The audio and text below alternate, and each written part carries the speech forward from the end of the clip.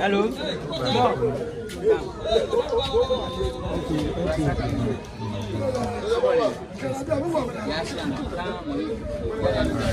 Yo, Aradi Abi. Lebine Obanyede, Omanye, men Hogba, Nima Hogba, Nama Hogba, Klake, Usabu Hogba, Yaku, Nadu was Yaku, Ninga Nifin, Lebine, Tamaboni Yelia, what you put, Homawaki, you know, to see me film way, Ashishi. Mene Waba Shakla or Sabu, so I knew where was Shak Ayai, was Shak Ayai, Mene were Manche Agona. Ni wo shakla ko sabuko ko enso banake afi kusu ni akeba sa BNF ke ha ameja money next week isumi na ba fi se wo mene we bi won ba gbla he shamo wo chon level so ani me pie na mi abisi ngbe na nwe pie ngbe na nwe pie na we ja ni na me screen sa no nyonye mi shoje ma chon ga igbe no madam fe mo shi me ni wish mi nye social media ni enye cause traffic eje mi ken to bi ene na na nwe ki wo se ken to bi na nwe ki wo se enye jesu mo ko nye chon ya ni na aka so wa nye ye so mo odugba ene wo mi da mo fe mo ni wa mi shi mi da mo fe mo me ni wa ke small boy ke ti afu e mi ke ni bi e fe nye yu adon ni wo ajo ni baba o ni ne ke so mo ne e cha no ke ada to be ni ke nye mene wo ye kla ke osabu na ni abafe kusu aha kla eji po won ni mankralo ni ji ko mankralo e ko iwo akeni le ko ni wo yo hu ni mo na ka wo jo fusu e wo kla fusu e bi e awo ni ameja ji ka ji sen ba ya fa do te sen fa ya kusu na kla le ji sen e chiame tamobani mene wo man kusu mi gaji o chiame ke e shesen fa ya side le kla le ji chiame ke ha se do sabu eni yo ni de joni domone le ji hebulo Usabu etaya word wole ji yebulo ni le protector say afia ti baba o ni wo be usabu woyu se ma ke wo gbe pa ma keke afi kusu agbena etie moko ha oni ana moko nata epie na ni akehale ke kusu ni yo afia le usabu moko ba bia kele oni gbe be di akwe bi ye amameko usabu e be di akwe bi amameko okay e ba je mo be di akwe shin ha wo ni le ho we kwe na akachu na kan kusu ha le e ba won ona wa ina e wo akeni usabu woyu be makalu edamo shi le fi okusu ha ne ke waji enyone mena ni pa ba feji abasha batun ai ke okwe usabu no ke atasikule taus bay woni taus bay many pa aba feji abasha le ka lo ye ni popo e me abatun e fi o pe kana ato le taus to mo be ni afi aya na wo afi folk ji ja esamla na ke shai popo e me aja na se hu ni ji ke wo se le hu batino ni ashai ya ko kwense chabe tu e majele hu wo bla hin eje ni ame shai eye nke ka lo ye eje mi o mene no ji kusu mpoten ni aba fi je no ko ni mi ye ficho agani da fi aha me ni wo ka isha fi e mi abaji ame ko alo abatun ame ni esa ne sa ame fe aha me dani ke akabe ba fi kusu ko na aka ma fi tafla che je ame mu ji mi aba ni yake ba fi kusu aha ele ke ja fi baba o ne da fi kodoko jeme shika mo befo e ja kelele na e she ko afi ne afi no ko ye bie wo ke sha afi na ba afi do ko sa na ba na ba sa dire fe keke e ha kusu fe mo efe fo ja ke ta she mene ochi na ba jale me baba bie ne baba o abaje manse na ba wa o ne ba we wa hwe kan ale we show me la ko sa pele wa me show be ta mo beni aya show me wo ni wo sha mene ju fo wo ya Ghana ni le hun wa sha ehe wale na no le ake ga le ju opere je ma ba fan pere ke ba je iwo le hun ju fo ni ba na ba she ka she ye na ko chi e ni ju fo na she ye na ko chi e digbe ni bi ni pele kenklen ba fan ye ko na ka gbele ba ngo na wa ko o ba ba bi emla do ba fo wo ye ga pie na ye se ga gon no mi o ba kwe bo ni le wo kusu egbeja no to last year wo je pi wo chonje shi mene wona ga da fie sa no abredo yi iwo e ko le afine ni bi pi ni wo nye wo ji wo cho alo wo nye wo ke nye afine wo ba je le ko wo cho no ba gbla mi ficho wo ke cho wo mene le we na ke usabu na ni wo ba sha amehi ke ha amekusun fe mo no chie abajale sha lo so ani ba na enu abaje shikeja ya no jakele eji ma wo onupa wo ni leji ma wo onupa na ashale yi kenklen jamo nwele no abaje aha wo so ani ba na abaja aya shimenele wo shakla ke usabu wo ba na boni pejano tuwe yo le jemi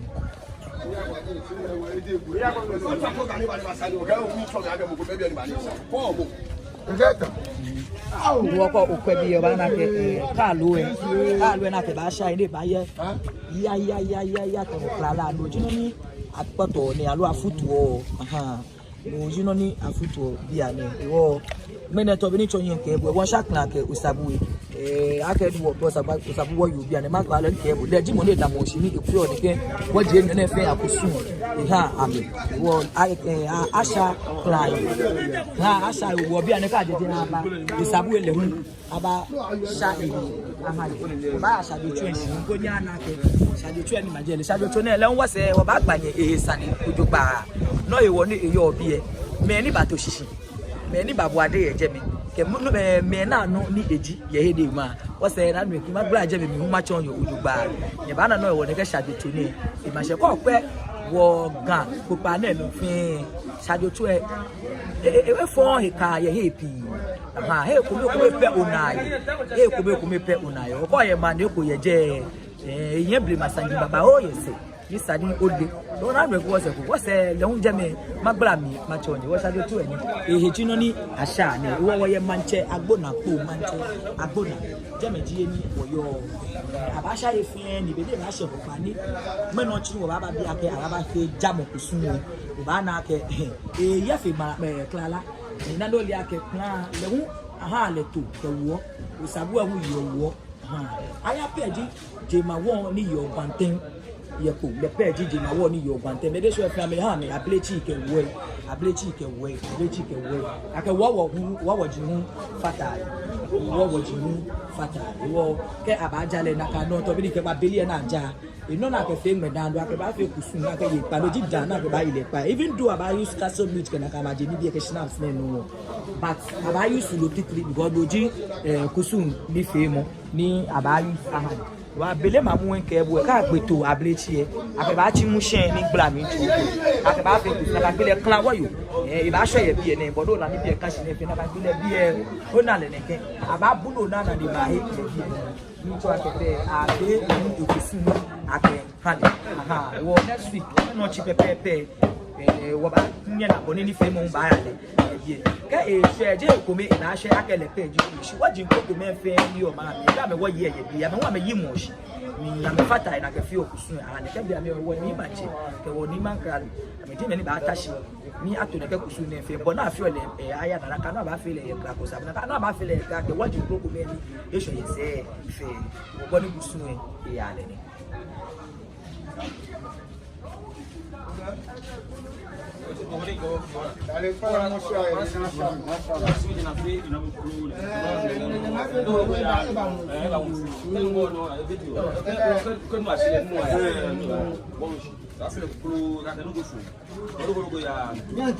Malo ona hu ni ni eyo le wo tutu ni wo ekoro tutu ni yo shajochu e tutu na ni ke ba ke shajochu e ni machine dara ke yin abakosem wo le hu ba ko temi later o se magbanye le hu ehisani ojugba yeje me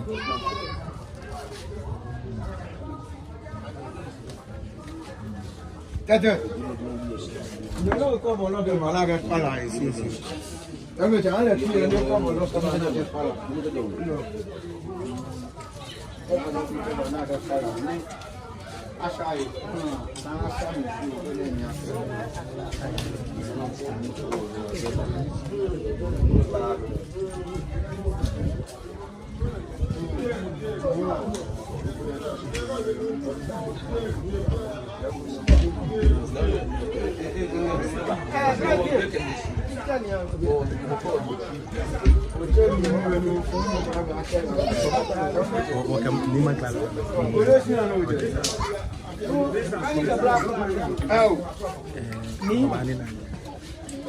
Madam.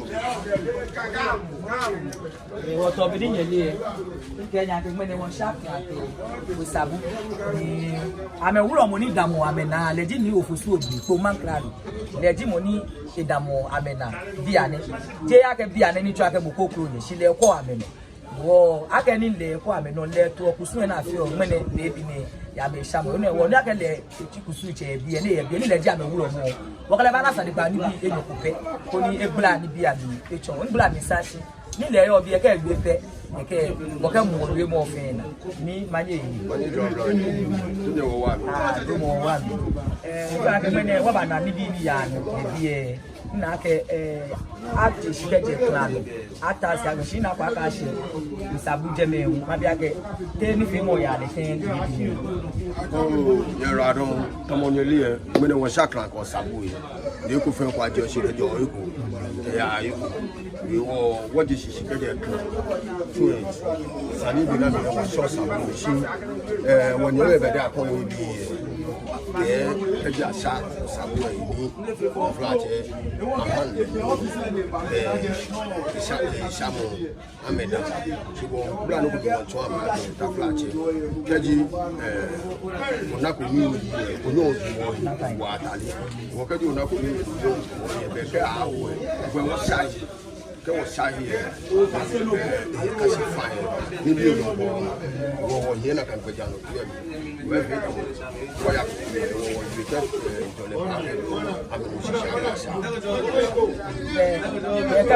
what you need be what you were the Baba as Bloco Pierre did and now by Naka,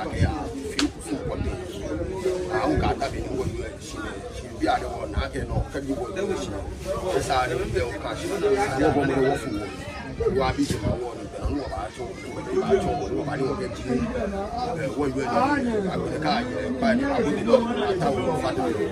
I will get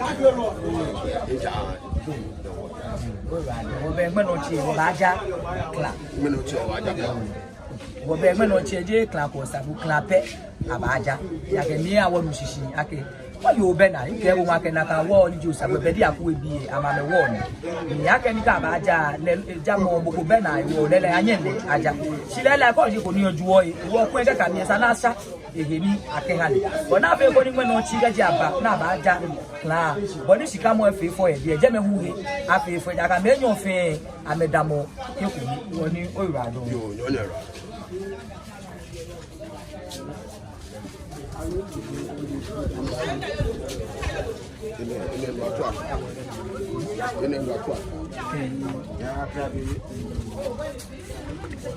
Otutu ẹni nchitan otutu ẹni yo shajutu ẹ ma se ni nchitan lole egbeji atrabi no ni yo ati weye ale atole anko ka bloma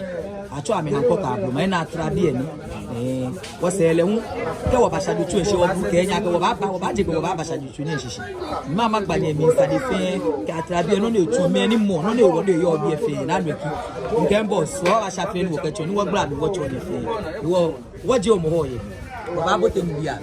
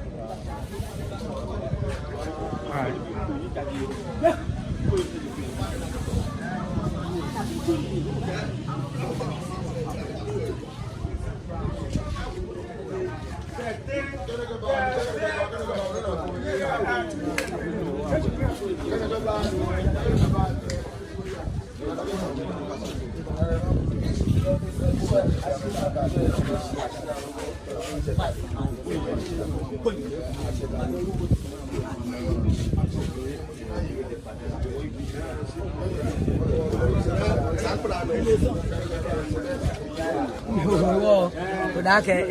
ablade abi wo gbatwa isha mo kusu eno no oyo ko ba na ke wo clan wo yo e ba wo clan wo yo le ji monitor clan wo na ni ji manka lo ji wuro mo ke hande wo yo ni mo na kan won e bi a cho le clan weki na ka ji egbe to be ni numwaya ke woni toto tuwe wona ya na ka pepe GP le mo fosuwe ji eni eje aso le clan weki le mo clan wo ke makalo ji wo mo ametun okosu shi ke sen ba ya fa le da kan le je clan wo yo ji le to ya fi osen ji ami clan wo fe wo le koloni eji le koloni eji wo ke o na le yesen no lu sisen le unta ya wo ko na le pe keke onu sisoluba e je wo ba chi wo ben kele wo nu mo ga uro mo nu mo tete le hu e ba sese e bi e o do na keke se keke bi ami ni wo me fa ba na me pa support o ame to bi le yo bi le wo ke no se na ka no kere u ba ya na ma wa le tufo ni ba ni le wo ke sha je be na lo le aka ga ni ju o ku fa wo ke se na ka bi le manjia temeni yo mane mi ke mansefe isara me apiena ni amawa na kechu sunu ujuba le eju okuri fan ko ga se mi o ba na le mu leju e boni le mu ba le o kusu e bona afi le na ka pepe ji mo ni le hu aba afi so to ku dem si aka ni le ji pele won ni le ju okuri na ni be pia kusu e chi mo ya ji o shikejo le mu agbon ka afi no ko ni ko ma ya pa for sefa ya titiri sefa ya po mishitomo is limited there feel ma kusumele ka ye bujuba lo fun ko na ba fe de ye je leji ku cha me je ni sade ko na fe na kalibie fe ojoba ye gbe ja lo to na ni de bu ni ye yin bi ene no wo ba seje ka me ana salika feel gumo woni man ka lo egula ni bi ami echo ake usabu eni machine sani ajale le mu afi usumi apiale ninge ba ke tedi apu bi eji me ni mo na ka wo tedi be di wa yu ani yo ku le tu na bu na gbele na ada shin ashai ka ashai le ka ba jale sani wa yu ye jale ya ko yu le wo yu e no dey show le ni wa yu ku be ke ashai bra de je na mo ba jale iwo ka fi agbe ko lu e ke ni ni klape na show ba me hu amesumu akebe ke na ka ne ba ashai le ye ni aka she woni ya no do se le ko ye ni bo ba du eke wo ke ni eni bo na happen ni ye a le hi wo le ape ke isebe ni aye pai a cheji ma wo de je boko ni mo ji mo ni be ba ta ni na ko ni dusu ni yo mo afi ni eke ani o ba chi wo me ke ni mo tetele ke clan wo yi abi hu ka me agbasa ni shraw ke ife mo le je no ko chon yo bi ene ke abowole na shasha tu agina na floor for kwe mo e ba na ka floor che igele won ti no ba ti na ti fe ya ba kula be fe na ba shi be na ba ya ke se me no ti aba ja ni na e je de wokele ba na ba ke okay la ishamo so la na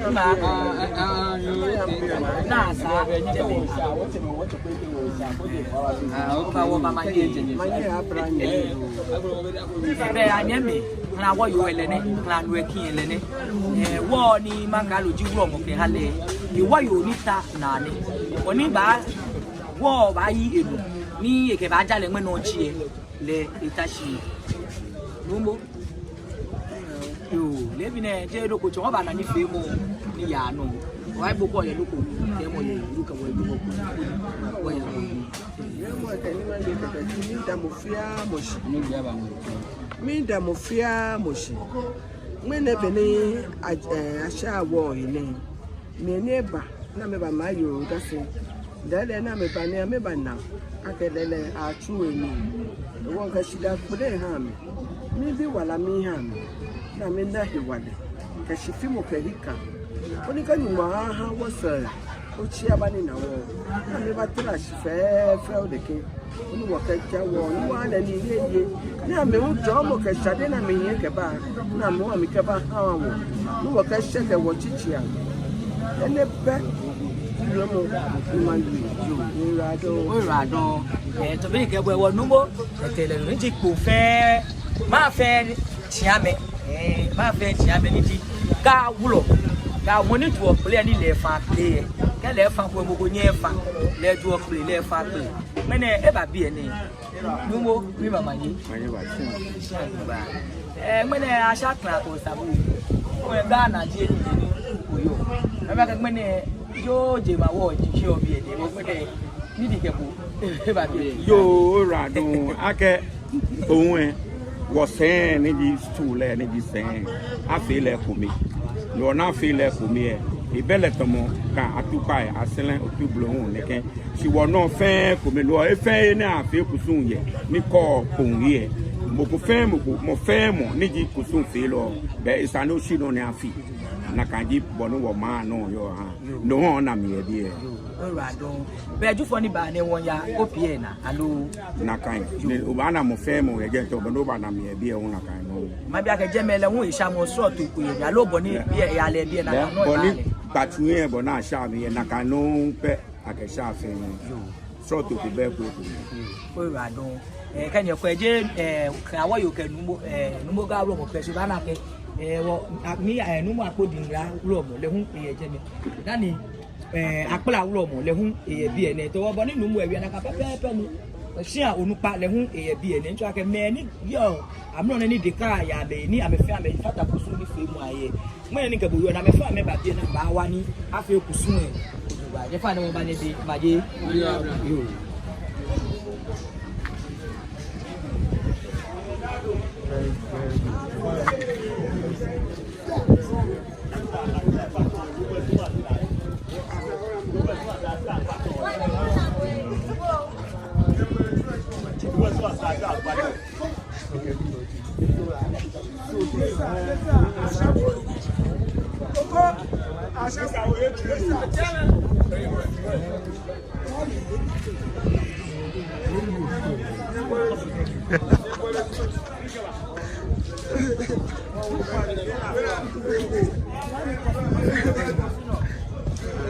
So fast.